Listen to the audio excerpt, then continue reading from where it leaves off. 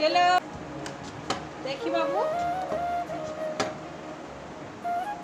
কুচু কুচু কুচু কুচু।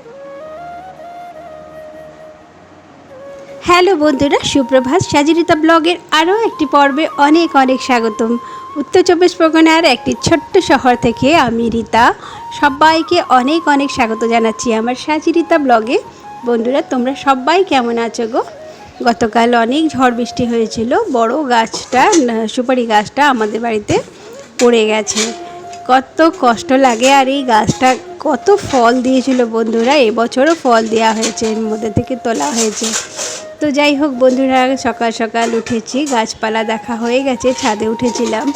মনটা খারাপ হয়ে যায় ঝড় বৃষ্টি হলে, একদিকে ভালো হয় আর একদিকে গাছপালা, তারপরে পশু পাখির বাসাগুলো উঠছে পড়ে যায়, তো খুব কষ্ট লাগে। সকাল সকাল ড্রেস চেঞ্জ করে এসে গেছি রান্নাঘরে, আর এখন চা বানাচ্ছি, একটু লাল চা খাবো আমরা দুজনে।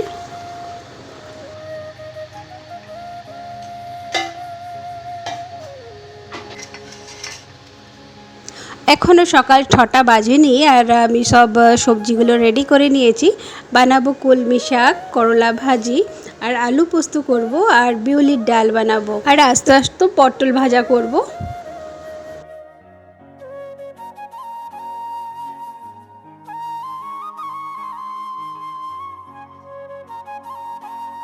জানো তো বন্ধুরা, আমাদের বাড়িতে, বাপের বাড়িতে আর কি, আমাদের বিউলির ডাল, কাঁচা বিউলির ডাল বানানো হতো। এখানে তো ভাজা করে বসাচ্ছি, আর আমাদের বাড়িতে অলওয়েজ মা বানাতো কাঁচা বিউলির ডাল, সেটা স্টিম করে, তখন তো কুকার ইউজ হতো না, আর এমনি কড়াতে সেদ্ধ করে তারপরে মাছের মাথা দিয়ে বানাতো, আর এত সুন্দর লাগতো, যেরকম মুগ ডাল খাওয়া হয় না মাছের মাথা দিয়ে, ঠিক ওই রকমই বিউলির ডালের মাছের মাথা দিয়ে বানাতো মা, খুব ভালো লাগতো।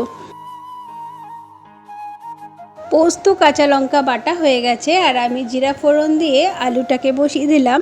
আলু পোস্ত বানাবো আজ, আর কালি জিরা দিলাম না, তো একটু চেঞ্জ হবে বলে। তো বন্ধুরা, এর মধ্যে দিয়ে দিয়েছি, আলু ভাজা হয়ে গেছে, আর কষাবার সময় একটুখানি চিনি দিয়েছিলাম, আর একটু নুন হলুদ দেওয়া হয়েছে, সুন্দর কষানো হয়ে গেছে। এবার তরকারির মধ্যে পোস্ত বাটা দেওয়া হয়ে গেছে, আর নামাবার আগে একটু চিনি দেব। আর এটা একটু শক্ত মনে হচ্ছে, তাই জন্যে আধা কাপ মতন জল দিয়ে স্লো করে বসিয়ে রাখলাম। এপাশে ডাল ফোড়ন দিচ্ছি, বিউলির ডাল ফোড়ন দিচ্ছি, আর ফোড়নের মধ্যে জিরা, তেজপাতা আর শুকনো লঙ্কা দিয়েছি, তার সঙ্গে জিরা গুঁড়িও দিয়ে দিয়েছি। খুব সুন্দর একটা টেস্ট হয়, বাবা শিখিয়েছিল, শ্বশুরমশাই। তো বাবার হাতের ওই জিনিসটা, ডালটা খুব টেস্টি লাগতো, তো সেটাই শিখেছি, আর সেই প্রসেসেই বিউলির ডাল ফোড়ন দেই।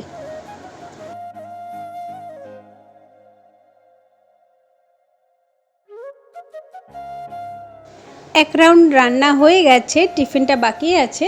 তো বন্ধুরা, এই ছিল আজকের মেনু। আজকে টক দইও হয়ে গেছে, রাত্রেবেলায় জমিয়ে রাখি, তো সকালবেলায় হয়ে গেছে, আর এসের বাবাকে এখন দিয়ে দেবো চিড়ে আর দই।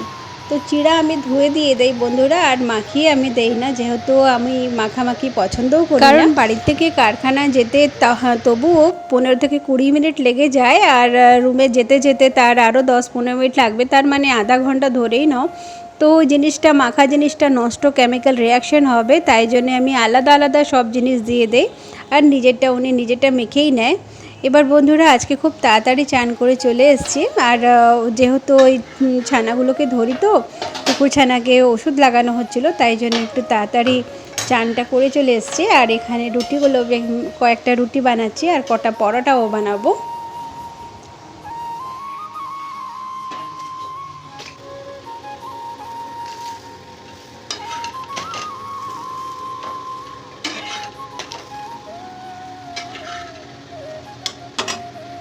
হয়ে গেছে রুটি বানানো, এবার জলখাবার নিয়ে বসবো বন্ধুরা। বাজে এখন প্রায় 10টা, আর এই 10টার সময় জলখাবার খেলে দুপুরবেলায় আর খিদে পায় না, খেতে খেতে তাই 2-2-2:30 বেজে যায়। তো এখন খাওয়া দাওয়া করে, আজকে আর বাগান ঠাগান পরিষ্কার করার সব হলো না, কারণ আমি 2 দিন ধরে আর বাগান পরিষ্কার করতে পারছি না, জল হচ্ছে তো বৃষ্টিতে, বাগান পুরো ভেজা, ছাদও তাই। আর নিচে অনেক জমানো জামা কাপড় ছিল, সেগুলোকেই ভাঁজ করছিলাম, কারণ এই জামা কাপড়গুলোকে ভাঁজ করতে প্রায় 3 থেকে 4 লটে জামা কাপড় এগুলো মেশিন থেকে ধুয়ে ধুয়ে এসছে। যে যার জামা কাপড়গুলো র্যাকের মধ্যে রাখা, এগুলো গুছিয়ে তারপরে বিছানা চাদর এগুলো চেঞ্জ করা, এই সব কাজগুলো আজকে সকাল সকাল করছিলাম।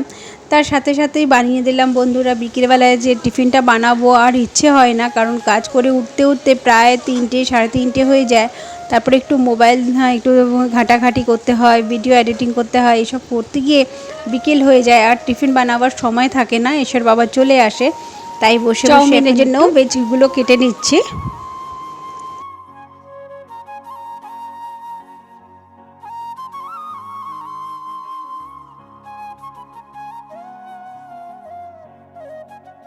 আলু, গাজর, পেঁয়াজ, কাঁচা লঙ্কা ভাজা ভাজা হয়ে গেছে। এর উপরে আমি দিয়ে দিয়েছি সেদ্ধ করা চাউমিন। আর এই যে রামনি চাউমিনগুলো, এটা চালের হয়, ময়দার নয়। তাই জন্য এটা খুব মানে হালকা করে সেদ্ধ করতে হয়, বেশি স্টিম করলে একদম গলে যাবে। কিন্তু এর মধ্যে আমি দিয়েছি বন্ধুরা একটু আদা রসুন বাটার যে একটু মশলাটা হয় না, সেই মশলা কষাবার সময় 1-2 চামচ মতন রেখে দিয়েছিলাম চাউমিনে দেওয়ার জন্যে। এতে চাউমিনের টেস্ট কিন্তু খুব বেশি ভালো হয়, আর একদম কেনা চাউমিনের মতন টেস্টটা আসে। হয়ে গেছে চাউমিন বানানো। নামাবার সময় একটু গোলমরিচ আর একটু বিট নুন দিয়েছিলাম, আর ভুলে গেছি বলতে ভিনিগারও দিয়েছিলাম। একদম চাউমিন রেডি হয়ে গেছে, বেড়ে রেখে দিয়েছি। বিকেলে খাওয়ার সময় যখন যে আসবে তখন একটু মাইক্রো ওভেনে গরম করে দিয়ে দেবো 1 মিনিটের জন্যে।